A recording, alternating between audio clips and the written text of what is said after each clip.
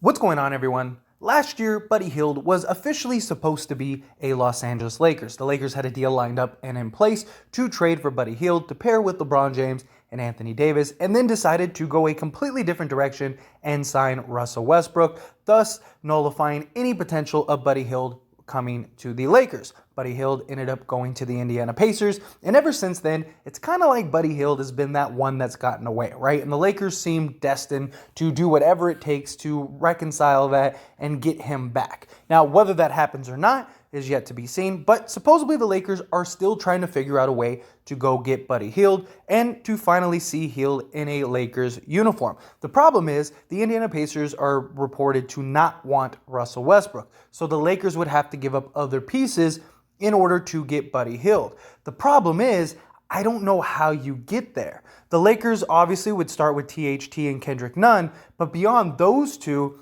the money has to fit. I mean, the Lakers are over the cap, so you probably got to give up those two, giving up Wynn and Gabriel, maybe a draft pick, something like that, to entice the Indiana Pacers. And I don't know if Buddy Hield moves the needle that much. Unless you're working out like a 3-team deal where another team takes on Russ and then you're getting Buddy Hield, maybe something along those lines, and that's working out. I could see that being the case. But I think just a straight up Lakers Pacers trade for Buddy Hield, I just don't see a way that the Lakers actually get there. Now, if they can figure out a way to get Buddy Hield, then I am all for it. Like, why not? You know, he's been one of the top shooters in the league. He's made more threes than anybody besides Steph and Clay. So that is huge and would be a huge asset for the Lakers, especially with Russell Westbrook if you don't end up trading Westbrook, right? So, like, if they ended up finding a way to do it straight up without having to give up Westbrook, even then, you still have Hield, which would be a great compliment next to Westbrook. You have LeBron, Davis. It would just be a nice natural fit and something the Lakers desperately need. But beyond that trade, if you're not giving up Westbrook, the biggest concern I see is the Lakers are in this very tight spot where they have to fill out a roster and they have so many needs and so many things that they have to get done and players that they have to sign. And they don't have a lot of money to do that. They have the taxpayer mid-level, and then beyond that, it's nothing but vet minimum contracts. So the issue is you're giving up, in this case, let's say you don't give up Westbrook, you're giving up essentially a 3-for-1 swap.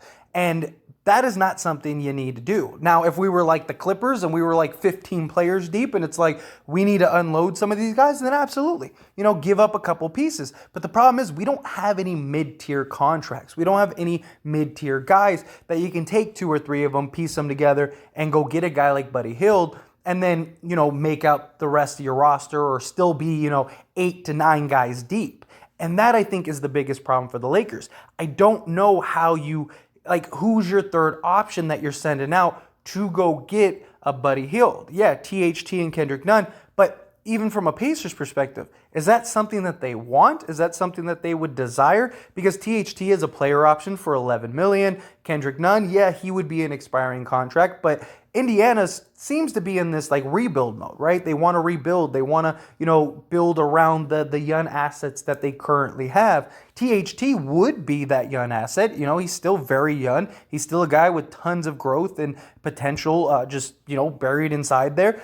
People also need to keep in mind that THT broke his hand before last season, and it was on his shooting hand, so there was issues and things like that. If he can get right and he can be more of a consistent shooter, I don't know if he'll be a knockdown shooter, but more of a consistent shooter, he could be a very quality asset for a team, especially a young team that is rebuilding. He has experience, he has things that many young players don't have, and so that's a luxury in and of itself. But how desperately does the Indiana Pacers want to move off of Buddy Hield, especially when other teams, they may want to go and get Hield, right? And they could probably offer better packages. Like I said, the Clippers, for example. Let's say they're like, hey, we could use another shooter.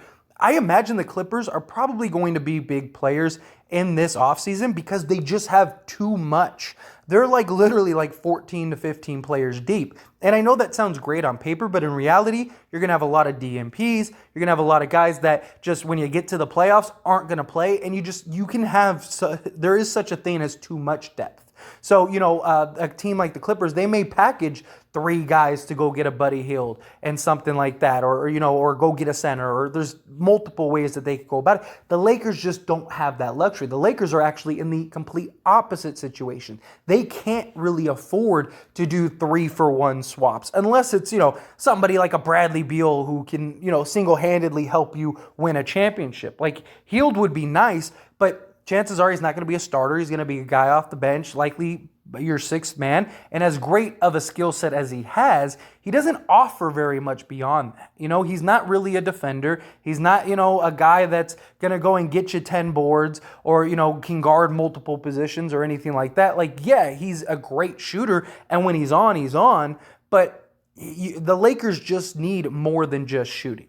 I don't think the Lakers are going to have a trouble scoring. Like, even last year, as bad as the Lakers shooting was, they usually were putting up pretty decent numbers as far as point-wise goes. The issue was they couldn't stop anybody. So when you can't shoot and you can't stop anybody, that's usually not a good combination, and why they lost so many games. So I don't think the Lakers have an issue with scoring. I think they need more defensive guys. Anthony Davis, LeBron James, and Russell Westbrook are likely going to provide you enough points for what you need.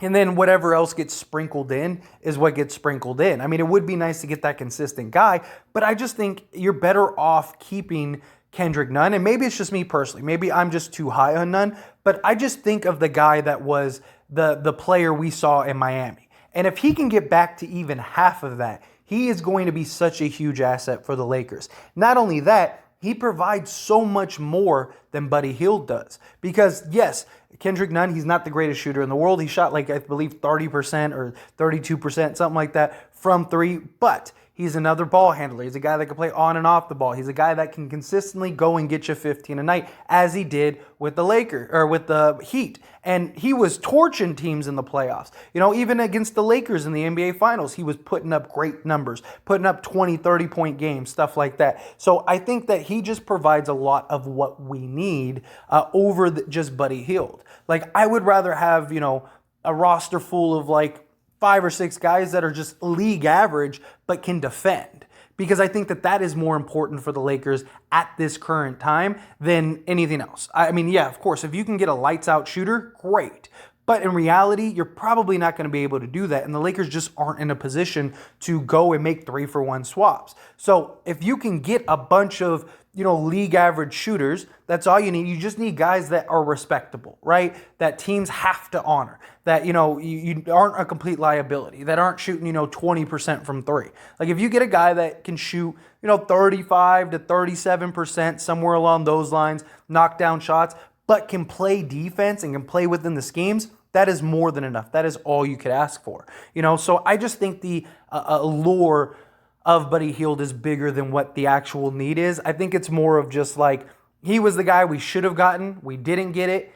Can we get it to kind of rectify this? Can we get him still? And then we can, kind of tell fans, look, we still ended up with Buddy Hield. Even though we traded for Westbrook, we still got Hield. Look, it's the same outcome. Only this time we have Westbrook and Hield. I just think that, that's kind of the thinking behind that. I think it's just kind of I don't ever want to have that what if. And the fans are always well, what would have happened if we would have had Buddy Hield? That kind of thing. And I think that's just kind of what the Lakers are kind of pandering to personally. But anyway, as always, this is a discussion, so I want to hear from you. Let me know your opinion down in the comment section below. What do you think about the Lakers going and obtaining Buddy Hield? Do you think, no, too late, it passed, what's done is done, time to move on? Do you think, no, if you can make it happen, THT, winning Gabriel, Kendrick Nunn, do it, make it happen, bring Buddy Hield, he's going to provide that shooting, he's going to be that consistent, 3-point shot, that threat that the Lakers truly need. I completely understand that. And I do think to some level it makes sense. I just look at everything the Lakers need and how they need to fill out their roster, and I just don't know how they get there if they go and trade for Buddy Hield. I mean, they're likely going to have, they're going to have Davis, you're going to have Hield, you're going to have LeBron, and you're going to have Westbrook, and then, Austin Reeves, Stanley Johnson, there's your 6. You have 6 guys there that you can run. And then after that, it's just going to be undrafted free agents and maybe 1 or 2 guys that you can get. I just think the back end of your roster is going to be terrible. And you have to keep in mind, LeBron's probably missing 20 games. Anthony Davis is probably missing 20 games. So you need to have enough depth to make up for their lack of playing, because that was the problem. That's why the Lakers didn't make the playoffs. I mean, the Lakers, as bad as they were last year, still were a playoff team if Anthony Davis and LeBron James played a chunk of those games. The problem is they just both missed so many games that just you weren't going to get there, not with just Westbrook. But again, would love to hear your thoughts and opinions down in the comment section below. That being said, hit that like button. Helps me out a lot. Lets me know you enjoy these types of videos, and I truly appreciate it. If you're not subscribed to the channel, hit that subscribe button, followed by the bell notification. Stay up to date with all things sports. Join this wonderful community and all of our discussions. I'll see you all in the next one. Thank you.